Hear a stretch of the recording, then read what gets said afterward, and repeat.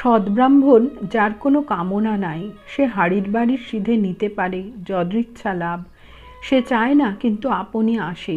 একজন ভক্ত: আজ্ঞা, সংসারে কীরকম করে থাকতে হবে? শ্রী রামকৃষ্ণ: পাঁকাল মাছের মতো থাকবে। সংসার থেকে তফাতে গিয়ে নির্জনে ঈশ্বর চিন্তা মাঝে মাঝে করলে তাতে ভক্তি জন্মে, তখন নির্লিপ্ত হয়ে থাকতে পারবে। পাঁক আছে, পাঁকের ভিতর থাকতে হয়, তবু গায়ে পাঁক লাগে না।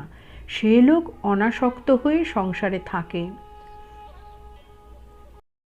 সদ্ব্রাহ্মণ যার কোনো কামনা নাই, সে হাড়ির বাড়ির সিধে নিতে পারে যদৃচ্ছা লাভ। সে চায় না কিন্তু আপনি আসে। একজন ভক্ত: আজ্ঞা, সংসারে কীরকম করে থাকতে হবে? শ্রী রামকৃষ্ণ: পাঁকাল মাছের মতো থাকবে। সংসার থেকে তফাতে গিয়ে নির্জনে ঈশ্বর চিন্তা মাঝে মাঝে করলে তাতে ভক্তি জন্মে, তখন নির্লিপ্ত হয়ে থাকতে পারবে।